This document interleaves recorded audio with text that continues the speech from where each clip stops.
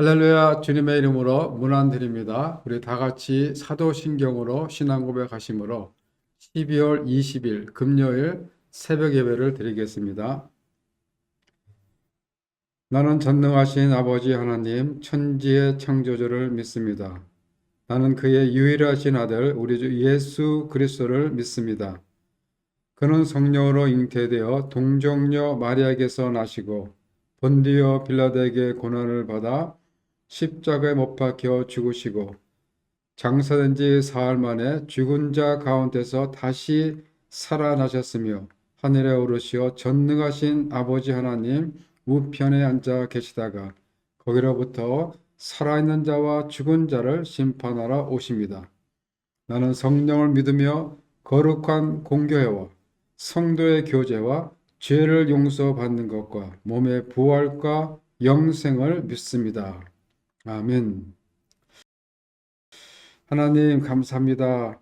오늘도 저희들에게 귀한 생명 주시고 또 이 시간 말씀 앞에 나오게 하시니 감사를 드립니다.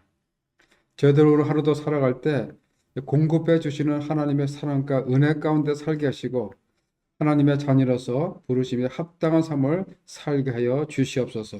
감사드리며 예수님 이름으로 기도합니다. 아멘.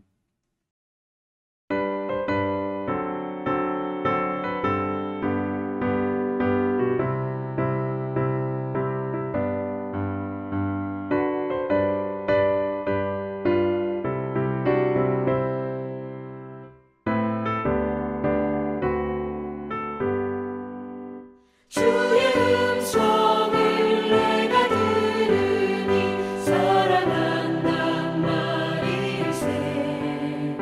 믿는 마음으로 주께 가오니 나를 영접하소서.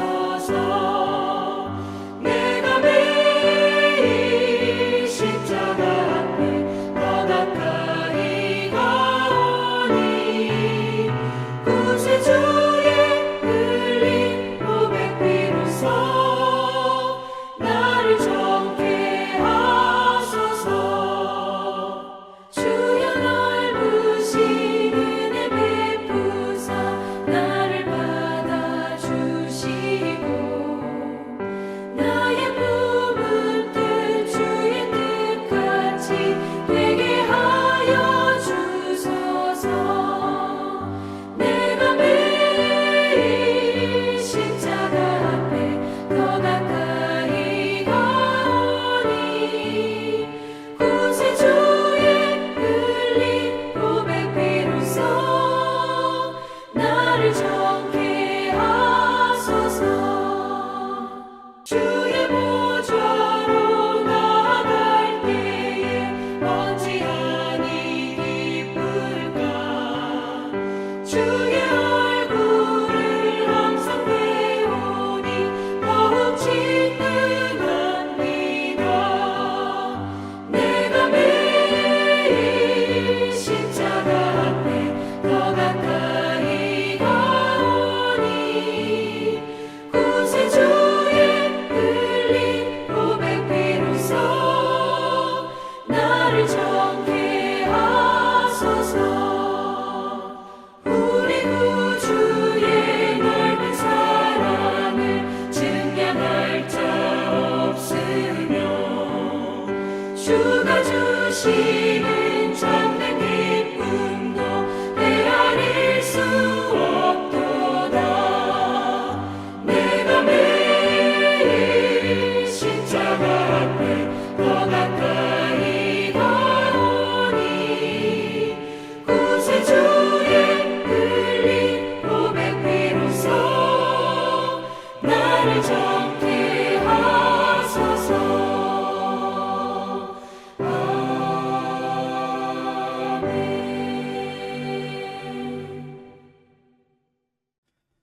오늘 우리에게 주신 하나님의 말씀은 야고보서 4장 13절부터 5장 6절까지 말씀입니다. 들으라 너희 중에 말하기를 오늘이나 내일이나 우리가 어떤 도시에 가서 거기서 1년을 머물며 장사하여 이익을 보리라 하는 자들아 내일 일을 너희가 알지 못하는도다. 너의 생명이 무엇이냐? 너희는 잠깐 보이다가 없어지는 안개니라. 너희가 도리어 말하기를 주의 뜻이면 우리가 살기도 하고 이것이나 저것을 하리라 할 것 이거늘. 이제도 너희가 허탄한 자랑을 하니 그 자랑은 다 악한 것이라. 그러므로 사람이 선을 행할 줄 알고도 행하지 아니하면 죄니라. 들으라 부한 자들아, 너에게 임할 고생으로 말미암아 울고 통곡하라. 너희 재물은 썩었고 너희 옷은 좀 먹었으며 너희 금과 은은 녹이 슬었으니 이 녹이 너에게 증거가 되며 불같이 너희 살을 먹으리라. 너희가 말세에 재물을 쌓았도다. 보라, 너희 밭에서 추수한 품꾼에게 주지 아니한 삭이 소리 지르며 그 추수한 자의 우는 소리가 만군의 주의 귀에 들렸느니라. 너희가 땅에서 사치하고 방종하여 살육의 날에 너희 마음을 살찌게 하였도다. 너희는 의인을 정죄하고 죽였으나 그는 너희에게 대항하지 아니하였느니라. 아멘. 오늘 본문 야고보서 4장 13절부터 17절까지는 성도들의 물질 중심적이고 세속적인 삶을 지적하면서 우리 인생을 안개에 비유하면서 하나님의 뜻을 도외시하고 세속적 가칭 안에 얽매여 사는 사람들의 삶이 얼마나 불확실하고 허무한가를 교훈해 주고 있습니다. 우리는 어떻게 살 것인가, 또 무엇을 위하여 살 것인가 하는 것이 언제나 우리 인생의 끊임없는 문제들입니다. 그런데 한 발짝 더 나아가 어떻게 하면 잘 살 것인가, 어떻게 하면 사람들에게 좀 뽐내며 남들이 부러워하고 우쭐될 만한 그런 인생을 살고 싶은 것이 우리 인간의 욕망이기도 합니다. 내가 돈을 많이 벌어서 이러이러한 일들을 하고 또 내 인생을 이렇게 펼쳐야지 라는 그런 계획과 생각들은 누구나가 다 가지고 있을 것입니다. 그 당시 교회 공동체에 속한 성도들 가운데는 이러한 생각들을 가지고 있었던 사람들이 꽤 있었던 모양입니다. 이런 성도들에게 야고보 사도는 13절에서 이렇게 말씀하십니다. 들으라, 너희 중에 말하기를 오늘이나 내일이나 우리가 어떤 도시에 가서 1년을 머물러 장사하여 이익을 보리라 하는 자들아. 즉 인생을 물질의 이익을 위해서 열심히 쫓아다니는 자들에게 들으라는 것입니다. 그리고 14절에서 이렇게 말씀하십니다. 내일 일을 너희가 알지 못하는도다. 너희 생명이 무엇이냐? 너희는 잠깐 보이다가 없어지는 안개니라 라고 하십니다. 그렇습니다. 우리는 지금 이 시간 이후로 어떤 일이 어떻게 일어날지 전혀 알 수 없다라는 것입니다. 우리 삶 속에는 생각지도 않은 갑작스러운 광풍이 언제 어떻게 닥칠지도 모른다는 것입니다. 갑작스러운 죽음, 교통사고, 이러한 일들이 예고 없이 찾아온다는 것입니다. 당장 무슨 일을 당할지도 모르는데 1년을 계획하여 도시에 머물면서 사업으로 이익을 남기겠다는 모습은 너무나도 어리석은 모습이라는 것입니다. 장사를 해서 이익을 남기는 것이 나쁘다라는 것이 아닙니다. 그러나 그리스도인이라면 모름지기 자기의 뜻과 계획을 세우기 전에 먼저 하나님의 뜻을 묻고 행하라는 것입니다. 즉 모든 행동의 기준을 자신의 계획에 두고 결행하는 것이 아니라 먼저 하나님의 뜻에 따라서 행함이 마땅하다는 것입니다. 여러분, 부를 누리며 자랑을 한들 무슨 소용이 있겠습니까? 이것은 다 허탄한 자랑이요 부질이 없는 것이라고 성경은 말하고 있습니다. 어찌 될지도 알 수 없는 것을 가지고 자랑하는 것은 허풍에 불과하다는 것입니다. 그런데 우리들은 영원히 안 죽을 것 같고 또 영원히 살 것 같은 그러한 착각 속에 살고 있다는 것입니다. 잠언 27장 1절에 보면 이렇게 말씀하십니다. 너희는 내일 일을 자랑하지 말라. 하루 동안에 무슨 일이 일어날지 내가 알 수 없음이라. 우리의 인생은 잠깐 보이다 없어지는 안개같이 짧고 무슨 일이 일어날지 알 수 없다는 것입니다. 그래서 야고보는 너희들이 세상적 가치관을 추구하면서 살지 말 것과 또 세속적인 현실에 휩쓸려서 자신의 유익만을 위하여 살지 말아야 한다라고 말씀하십니다. 마음속에 새로운 계획을 품기 전에 생각해야 할 것은 주의 뜻이 어디에 있는지를 분별하며 이것이 주의 뜻이면 주께서 허락하시면 이러한 전제하에 내일을 계획하고 세워야 한다는 것입니다. 만약 그것이 주의 뜻인지 알고도 행하지 않는 것은 뭐예요? 죄악이라고 말씀하십니다. 17절에 보면 그러므로 사람이 선을 행할 줄 알고도 행하지 아니하면 죄니라. 알고도 행하지 않는 태만도 죄라는 거죠. 우리가 달란트 비유 중 한 달란트 받은 사람이 악한 짓을 해서 주님께 꾸중을 들은 것이 아닙니다. 그 종은 한 달란트로 아무것도 하지 않은 것에 대하여 악하고 게으른 종이라고 책망을 받은 것입니다. 또한 선한 사마리아 사람의 비유에서 레위인과 제사장이 악을 행해서 주님께 꾸중을 드는 것이 아니라 도움을 주어야 할 때 그때 피한 사실, 아무것도 하지 않는 사실에 대해서 꾸중을 드는 것입니다. 여러분, 우리가 아는 만큼 살지 못하고 배운 만큼 행하지 못하면 그만큼 뭐예요? 심판도 크다는 것입니다. 우리는 짧은 인생을 살면서 우리에게 주어진 세월, 우리에게 주어진 시간을 귀하게 생각해야 됩니다. 우리 인생의 가장 중요한 순간은 바로 지금 이 순간이라는 사실을 기억하시고 쓸데없는 시간을 허비하지 말고 주의 온전한 뜻이 무엇인가를 분별하며 선안에 힘쓰는 자가 되라라고 말씀하고 있습니다. 이어서 5장 1절부터 6절까지를 보면 잘못된 물질가를 가진 부자들 그리고 불의한 부자들에게 주는 경고의 메시지와 교훈의 말씀입니다. 우리가 보통 돈 많은 사람들을 볼 때 주로 그 사람들을 색안경을 쓰고 보는 경향이 많이 있습니다.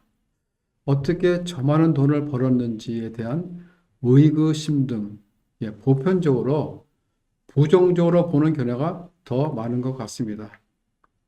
왜 그런지 모르지만 부자는 죄인, 가난한 자는 의인이라는 생각이 잠재 의식 속에 있는 것 같습니다. 그러나 성경은 가난이 죄라고 말하지도 않지만은 부유함이 죄라고도 말하지 않습니다. 오히려 성경은 게으른 것을 꾸짖고 있습니다. 일하기 싫거든 먹지도 말라. 게으른 자는 개미에게 가서 그 부지런함을 배우라라고 말씀하십니다. 그리고 하나님께서도 내 손이 수고한 대로 먹을 것이다 라는 축복의 약속을 하시면서 애쓰고 수고해서 정당하게 돈을 벌 것을 말씀해 주십니다. 돈이 많은 것은 죄가 아니며 잘못된 것도 아닙니다. 그런데 문제가 되는 부자들이 있다라는 것입니다. 어떤 사람들입니까? 야고보는 1절에서 이렇게 말씀하십니다. 들으라 부자들아 너희에게 임할 고생으로 말미암아 울고 통곡하라. 어떤 사람들이 문제가 되는 부자들입니까? 돈 버는데 한평생을 소모한 인생들. 물질만 의지하여 재물을 하나님보다 더 사랑하는 사람들.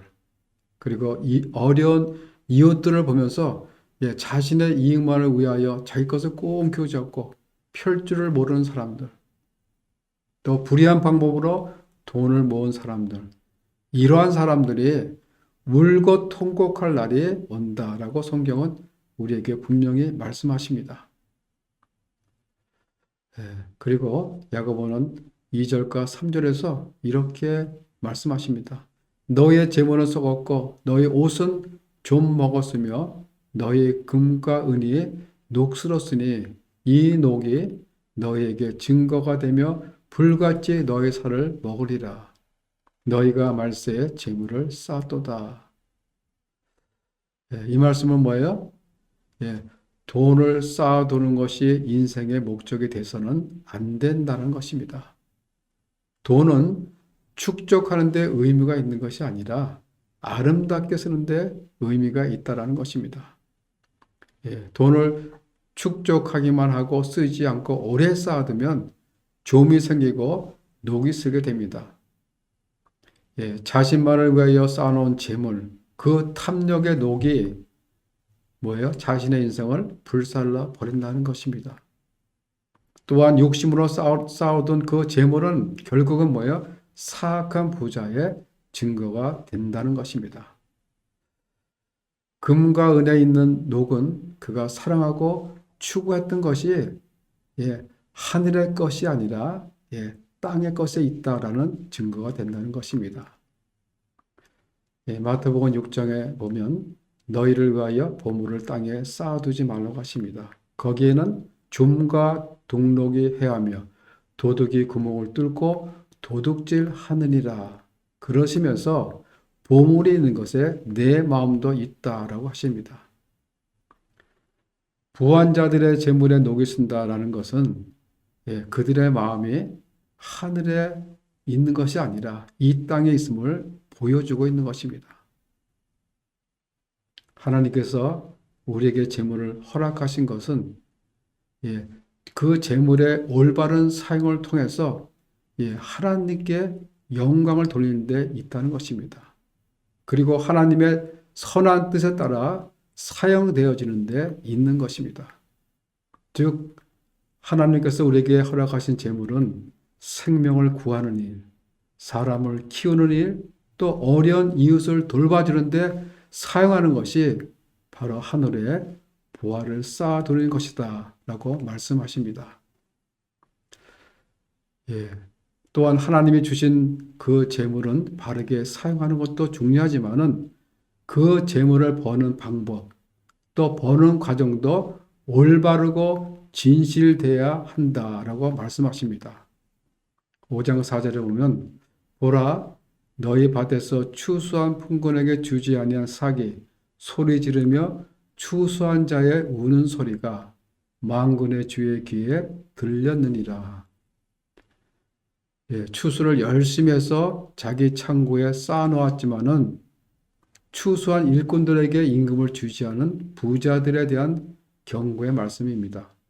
부자들은 마땅히 주어야 할 그 임금을 주지 않으므로 부를 축적했던 것입니다. 그 당시 이런 사람들이 의외로 많았다는 것입니다. 그것은 착취이며 남의 것을 훔치는 것과 같은 것입니다. 도둑질하는 것이죠. 신명기 24장 15절에 보면 이렇게 말씀하십니다. 공공하고 빈곤한 품꾼을 학대하지 말며 그 품삯을 당일에 주고 해진 후까지 끌지 말라. 이는 그가 빈궁함으로 마음의 품삯을 사모함이라. 그리스도인들도 무엇을 하든 돈을 벌어야 하겠지만은 그 돈을 버는 과정에서 남을 억울하게 해서는 안 된다는 것입니다.